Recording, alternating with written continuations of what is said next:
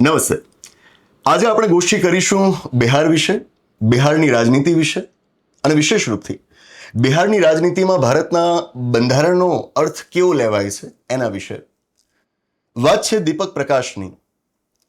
દીપક પ્રકાશને નવેમ્બર 2025માં ત્યાંની સરકારમાં એક મંત્રી તરીકે નિયુક્ત કરવામાં આવ્યા હતા. પંચાયત મિનિસ્ટર તરીકે એમને અપોઇન્ટ કરવામાં આવ્યા હતા. નોંધનીય બાબત એ છે કે દીપકને જ્યારે ત્યાં મિનિસ્ટરની એ પોઝિશન માટે અપોઇન્ટ કરવામાં આવે છે ત્યારે તેઓ બિહારના ધારાસભ્ય નહોતા. બિહારની અંદર ધારાસભાઓના બે ગૃહ છે. ઉપલું ગૃહ વિધાન પરિષદ, નીચલું ગૃહ વિધાનસભા. આપણે ત્યાં ગુજરાતમાં ફક્ત નીચલું ગૃહ છે ને વિધાનસભા, ત્યાં બંને છે. તો એ નથી વિધાનસભાના સભ્ય, નથી વિધાન પરિષદના સભ્ય, છતાં નવેમ્બર 2025માં એમને મંત્રી પદ ઉપર નિયુક્ત કરવામાં આવે છે. શું આ ચાલે? ચાલે. સામાન્ય રીતે લોકો એવું માનતા હોય છે કે ધારાસભ્યોને જ રાજ્યમાં મંત્રી બનાવી શકાય, ઉપર સંસદ સભ્યોને જ કેન્દ્ર સરકારના મંત્રી બનાવી શકાય. એવું નથી. બંધારણ આવી કોઈ લાયકાત નથી માંગતું કે તમે ધારાસભ્ય હોવા જ જોઈએ તો જ મંત્રી બનાવી શકાય. હા, પણ બંધારણની અંદર કહેવાયું એમ છે કે તમે કોઈક વ્યક્તિને મંત્રી બનાવો, ભલે કોઈ સભાનો સભ્ય ન હોય, પણ મંત્રી બન્યાના 6 મહિનાની અંદર એણે એકાદા ગૃહના સભ્ય બની જવું પડે. મતલબ મંત્રી બનતી વખતે તમે ધારાસભ્ય ન હોવ તો ચાલે, પાછળથી બનવું પડે, અને એના માટે સમયસીમા આપવામાં આવી છે 6 મહિનાની. તો દીપક પ્રકાશ આનું ધ્યાન રાખવું પડે. 6 મહિનાની અંદર કાં તો વિધાનસભા કે વિધાન પરિષદમાં સભ્ય બની જવું પડે. પણ એ 6 મહિના પૂરા થાય એની પહેલા જ સરકાર ગઈ. લગભગ આ ભાઈએ 4.5 મહિના જેટલું મંત્રી તરીકે કામ કર્યું હશે અને સરકાર ગઈ. અને પછી બિહારમાં એક નવી સરકાર બની કે જેના જ ચીફ મિનિસ્ટર છે સમ્રાટ ચૌધરી. નોંધનીય છે કે સમ્રાટ ચૌધરીની સરકારમાં આ મે 2026માં દીપક પ્રકાશને પાછા મિનિસ્ટર તરીકે અપોઇન્ટ કરવામાં આવ્યા, અને અગેન આ વખતે પણ તેઓ વિધાનસભા કે વિધાન પરિષદના સભ્ય નથી. તો હવે શું? સભ્ય બનવું પડે. કેટલા સમયમાં? 6 મહિનામાં. પણ એ 6 મહિના ગણવા કેવી રીતે? 6 મહિના ગણવા કેવી રીતે? મે 2026માં એ જ્યારે અપોઇન્ટ થયા છે ત્યાંથી તમારે 6 મહિના ગણવા શરૂ કરવું, કે પછી અગાઉ જે એ સભ્ય ન હોવા છતાં મંત્રી પદ ઉપર લગભગ 4.5 મહિના સુધી રહ્યા, તો એ 4.5 મહિનાને પણ આ 6 મહિનાની ગણતરીમાં લઈ લેવા. એ 4.5 મહિના અને હવે મે મહિનાથી શરૂ કરો તો બાકીના 1.5 મહિનાનો સમય પણ તમારે ગણી લેવાનો. શું એ રીતે આપણે જોવાનું? આ મુદ્દો ગૂંચવાયો છે. અને એટલા માટે આપણી સુપ્રીમ કોર્ટમાં એક પિટિશન ફાઇલ થઈ છે કે આ ભાઈ સભ્ય ન હોવા છતાં તમે ટોટલ પીરિયડ ગણો ને તો લગભગ 8 મહિના થઈ જાય છે. નવેમ્બરથી તે લઈને અત્યારે લગભગ આનું હિયરિંગ 4 ઓગસ્ટે થયું હતું. તો ત્યાં સુધીમાં જે ટોટલ પીરિયડ થયો એ લગભગ 8 મહિનાનું છે. તો પિટિશન આ જ ગ્રાઉન્ડ ઉપર ફાઇલ થઈ હતી કે એક રીતે તો 8 મહિનાથી સભ્ય ન હોવા છતાં પણ એ ભાઈ મંત્રી પદ ઉપર રહ્યા છે. તો this is fraud on the constitution. આ બંધારણની જોગવાઈનું ઉલ્લંઘન ગણાય. જોઈએ હવે સુપ્રીમ કોર્ટ આ મુદ્દે શું કહે છે. અહીંયા આગળ 2 વ્યૂ પોઈન્ટ્સ થયા ને. પહેલો વ્યૂ પોઈન્ટ એવું કહે છે બંધારણનું અર્થઘટન કઈ રીતે લેવાશે તો સુપ્રીમ કોર્ટ જ નક્કી કરશે, પણ આપણે 2 વ્યૂ પોઈન્ટ્સને સમજવાનું છે. પહેલો વ્યૂ પોઈન્ટ એમ કહે છે કે તમે અપોઇન્ટ થયા ત્યાંથી પછી સળંગ 6 મહિના ગણવાના હોય. એ સળંગ 6 મહિનામાં તમારે સભ્ય બની જવું પડે. માનો કે 5 મહિને તમારી સરકાર ગઈ અથવા તો તમે રાજીનામું આપી દીધું તો ચાલશે. અને માનો કે ફરીવાર સરકારમાં તમને મંત્રી બનાવવામાં આવ્યા, તો ફરીવાર જ્યારે મંત્રી બનાવ્યા ત્યાંથી પાછા 6 મહિના નવેસરથી ગણવાના. બરાબર? આ એક વ્યૂ પોઈન્ટ છે. અને બીજો વ્યૂ પોઈન્ટ શું છે? પહેલા વ્યૂ પોઈન્ટ હમણાં જે મેં સમજાવ્યું એ પ્રમાણે ચાલીએ તો દીપક પ્રકાશને કંઈ ના થાય. બરાબર? કારણ કે હવે મે 2026થી તમારે એને 6 મહિના ગણવાના થાય. બરાબર ને? પણ બીજો વ્યૂ પોઈન્ટ કે જ્યાં પિટિશનમાં મૂકવામાં આવ્યું છે આ છે કે 6 મહિના તમારે ટોટલ ગણવાના હોય. બરાબર? મતલબ કે પહેલી વખતના મંત્રી પદમાં એમણે કેટલો સમય કામ કર્યું તે, અને પછી બીજી ત્રીજી ગમે એટલી વખત આવે, પણ એ ટોટલ બધા જ ટેન્યોર્સનો સમયગાળો 6 મહિનાથી વધારે ન હોવો જોઈએ. આ સેકન્ડ વ્યૂ પોઈન્ટના આધાર ઉપર પિટિશન ફાઇલ થઈ છે. અને સુપ્રીમ કોર્ટ પણ આ બાબતે થોડી કડક જ જણાય છે. એટલીસ્ટ જે હિયરિંગ આપણે સાંભળીએ છીએ, વાંચીએ છીએ, જોઈએ છીએ, એના પરથી સુપ્રીમ કોર્ટનું વલણ પણ સ્પષ્ટ જણાય છે કે કહે છે કે this is purely a matter of law. બરાબર? આ સંપૂર્ણપણે કાયદાનો પ્રશ્ન છે. આમાં શું બીજી કોઈ માથાકટ, એથિકલ, મોરલ, બીજી કોઈ વાતોને તમારે લાવવાની જરૂર પડે? This is directly a question of law. તો deal with it accordingly. That's it. હું મારા વિદ્યાર્થીઓને બંધારણ ભણાવતી વખતે આ વાત સમજાવતો હોઉં છું કે બંધારણમાં કંઈક થઈ શકે, પણ જરૂરી નથી કે એવું તમારે કરવું. બંધારણ પ્રમાણે કદાચ તમે એને વાજબી સાબિત કરી પણ દો, પણ તમે જાણો છો અંદરથી કે વાજબી નથી. આ એક એવી વાત છે.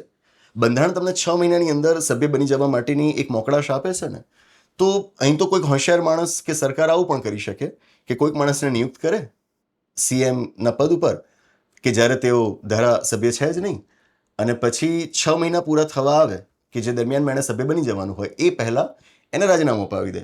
બરાબર, એટલે 6 મહિનાવાળો પ્રશ્ન નીકળી ગયો. પછી પાછા 1-2 દિવસ પછી એને સીએમ બનાવે કે મિનિસ્ટર બનાવે અને ત્યાંથી પાછા 6 મહિના ગણવા માંડે. બરાબર, પાછા 6 મહિના પૂરા થવાના હોય એની પહેલાની પાસે રાજીનામું અપાવી દે એટલે પાછો પેલો 6 મહિનાવાળો પ્રશ્ન જતો રહ્યો. પછી પાછા ત્રીજી વખત 1-2 દિવસ પછી ત્રીજી વખત એને સીએમ બનાવે, મિનિસ્ટર બનાવે અને પાછા 6 મહિના ગણવા માંડે. આમને આમ ચાલતું રહે તો પછી ક્યાં પહોંચે? જો આમનું આમ ચાલતું રહે તો એનો મતલબ એ થાય કે કોઈક વ્યક્તિ સંસદ સભ્ય કે ધારાસભ્ય બન્યા વગર પણ મિનિસ્ટર, સીએમ, પીએમ લાંબા સમય સુધી એ પદ ઉપર રહી શકે છે. શું આવું થવું જોઈએ? આમાં તમે બંધારણની જોગવાઈ તોડો છો એવું સીધું ના દેખાય, પણ શું આ માન્ય હોવું જોઈએ? વટહુકમના કિસ્સામાં પણ ભૂતકાળમાં આવા પ્રસંગો બનેલા છે. વટહુકમ માટે પણ ત્યાં સમયસીમા રાખવામાં આવી છે ને, તો ભૂતકાળમાં ઘણા રાજ્યોના રાજ્યપાલોએ આ જોગવાઈનો આવો દુરુપયોગ કરેલો છે. તો કશુંક થઈ શકે છે એટલે તમે કરો જ એવું ના હોય, એવું ન જ કરવાનું હોય. પાર્લામેન્ટરી ડેમોક્રેસી છે, આપણે એક રિપ્રેઝેન્ટેટિવ ડેમોક્રેસી સ્વીકારેલી છે, તો જરૂરી છે કે લોકોના જે પ્રતિનિધિઓ છે એ મિનિસ્ટરશિપ પર, મતલબ મિનિસ્ટરશિપ એમની પાસે હોય, તો એના માટે એમણે કાં તો ઇલેક્ટ થવું પડે અથવા તો નોમિનેટ થવું પડે. ભૂતકાળમાં આવા પ્રસંગો બનેલા છે, જેમ કે લગભગ ઉત્તરાખંડનો જ કિસ્સો છે. ત્યાં ચીફ મિનિસ્ટર મિસ્ટર રાવત, તો એ વિધાનસભાના સભ્ય નહોતા અને સીએમ બનાવી દીધા, અને પછી એ સીએમ તરીકે ઇલેક્ટ થયા, પછી ચૂંટાયા. અને પ્રાઇમ મિનિસ્ટરના લેવલ ઉપર પણ આ થયેલું છે. દેવેગૌડા એમને પહેલા પ્રધાનમંત્રી બનાવાયા હતા અને પછી લગભગ એ રાજ્યસભામાં એ સભ્ય બન્યા હતા પાછળથી. યસ, રાજ્યસભામાં જ કદાચ, દેટ થિંગ. તો કરવા માટે તો ઘણું બધું થઈ શકે, પણ આદર્શ રીતે આવું થવું ના જોઈએ. This is literally fraud on constitution. તમારી પાસે ચૂંટાયેલા આટલા બધા સભ્યો છે જ ને, લોકોએ એમને ચૂંટ્યા છે, તો એમને બનાવો ને મિનિસ્ટર. જે નથી એમને બનાવવાની શું જરૂર? અને એવાને પણ બનાવાય, પણ એમની અંદર એવી વિશેષ કઈ લાયકાત તમે જોઈ એ પણ થોડાક આગળ આવીને કહી દો, એ જણાવો અને જસ્ટિફાઈ કરો, તો અમે પણ માનીએ કે કેમ એમને તમે સભ્ય ન હોવા છતાં પણ મિનિસ્ટર બનાવ્યા છે. તો જોઈએ હવે આ મુદ્દે ચુકાદો શું આવે છે. પણ ફરક તો પડ્યો છે. 4 ઓગસ્ટે લગભગ આ હિયરિંગ ચાલ્યું અને એના બીજા દિવસે ત્યાં રૂલિંગ પાર્ટી છે અત્યારે ભારતીય જનતા પાર્ટી, એમના એક મેમ્બર ઓફ લેજિસ્લેટિવ કાઉન્સિલ છે, વિધાન પરિષદના સભ્ય છે, નામ ક્યાં ગયું, કદાચ આમાં નથી અત્યારે, હશે. તો એમના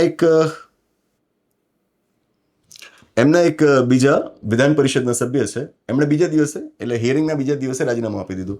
રાજીનામું આપ્યું એટલે એ જગ્યા ખાલી પડી છે. બરાબર, એટલે પૂરી સંભાવના છે કે દીપક પ્રકાશને એ જ જગ્યા ઉપરથી ઊભા રાખીને સભ્ય બનાવવામાં આવશે, એટલે પછી મિનિસ્ટર તરીકે ચાલુ રહી શકશે. આ જ રીતનું ચાલતું હોય. સભ્ય ન હોય અને મિનિસ્ટર બનાવવા, અને પછી એને કાયમી સ્વરૂપ આપવા માટે એ પાર્ટીની જે સેફ સીટ હોય ને, સેફ સીટ મીન્સ કે એવી સીટ કે જેના ઉપરથી લગભગ એ લોકો ચૂંટણી ક્યારે હારતા જ ના હોય, તો એવી સીટ ઉપર જે હોય સભ્ય, એમને રિઝાઇન કરવાનું કહેવાનું, અને પેલા જેમને મિનિસ્ટર તમ બનાવ્યા છે એમને એના ઉપર બાય ઇલેક્શન લડાવડાવવાના, પેટા ચૂંટણી લડાવડાવવાની, અને પછી એ સભ્ય બની જાય એટલે મંત્રી પદ ઉપર કાયમ રહે. થતાં તો બધું થઈ શકે, પણ મેં કહ્યું એમ શું થવું જોઈએ એ સવાલ આપણે કરવો જોઈએ, અને this is literally fraud on constitution. આ રોકાવવું જોઈએ. આ વિષય ઉપર આપના શું વિચાર છે જણાવશો અમને કોમેન્ટ બોક્સમાં, અને આવી બંધારણની વાતો આપણે કરતા રહેવું. રાજનીતિમાં બંધારણ ક્યારે ના ભૂલાવવું જોઈએ. રાજનીતિ એની જગ્યાએ છે, બંધારણ હર હંમેશ સર્વોચ્ચ જ રહેશે. તો બસ આની સાથે આ ગોષ્ઠીને અહીં આગળ સમાપ્ત જાહેર કરું છું. આવનાર એપિસોડમાં આવી જ કોઈક નવી વાત સાથે, એક રસપ્રદ ચર્ચા સાથે, એક નવી ગોષ્ઠી સાથે પાછા મળીશું. આભાર, નમસ્તે. યુપીએસસી, જીપીએસસી કે ગુજરાત રાજ્ય સરકારની કોઈ પણ ભરતી પરીક્ષાની આપ તૈયારી કરી રહ્યા હો અને એ માટે યોગ્ય માર્ગદર્શન અને શિક્ષણની આપની જરૂરિયાત લાગતી હોય તો આપણી સંસ્થા સંવિધાન કરિયર એકેડેમીનો આપ સંપર્ક કરી શકો. કોન્ટેક્ટ નંબર છે 8469743567. ગાંધીનગર તેમજ અમદાવાદ બંને જગ્યાએ આપણા કેન્દ્રો આવેલા છે.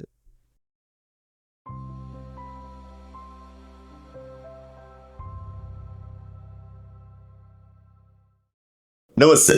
તમારો ધર્મ કયો? તમારી જાતિ કઈ?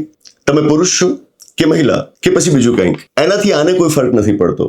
આ એટલે કોણ? આપણું બંધારણ, ભારતનું બંધારણ. આ બંધારણ તમને એક જ ઓળખ આપવા ઈચ્છે છે, અને ઓળખ છે ભારતના નાગરિક હોવાની ઓળખ. તો શું તમારે આ બંધારણ વિશે જાણવું ન જોઈએ? છેલ્લા 17 થી 18 વર્ષમાં ભારતના બંધારણને હું જેટલું સમજ્યો એનો નિચોડ મેં આપણા બંધારણના પુસ્તકમાં આપવાનો પ્રયત્ન કર્યો. અને હવે બંધારણ વિશેની મારી અગત્યની નોંધ ભેગી કરીને અમે એક નવું પુસ્તક પ્રકાશિત કર્યું છે. ભારતનું બંધારણ એક રાષ્ટ્રની સંહિતા, ડોક્ટર વિકલ કોટવાલ્સ નોટ્સ. અમે એક સપનું જોયું છે કે ગુજરાતી ભાષા જાણતી દરેક વ્યક્તિના હાથમાં પુસ્તક હોય. પુસ્તકની સાઇઝ જ એવી રાખી છે કે તમે એને હંમેશા પોતાની પાસે રાખી શકો. જેણે બંધારણ ક્યારેય નથી વાંચ્યું, બંધારણ વિશે કશું જ નથી જાણ્યું, એ આ પુસ્તકની મદદથી પોતાની બંધારણ યાત્રા આરંભી શકશે. અને સાથે એ કે જેમણે બંધારણને સમજ્યું છે પણ હવે તેઓ એનું સમયે સમયે પુનરાવર્તન કરવા માંગે છે, એમ બંનેની જરૂરિયાત સંતોષી શકે એમ આ પુસ્તક અમે બનાવ્યું છે. મારા દીકરાઓના નાના નાના હાથમાં બંધારણનું એક નાનકડું પુસ્તક મૂકવાની મારી ઈચ્છા હતી, અને ત્યાંથી જ આ પુસ્તકનો વિચાર જન્મ લે છે. અને હવે ઈચ્છા છે કે ગુજરાતના દરેક બાળકના હાથમાં આ પુસ્તક હોય.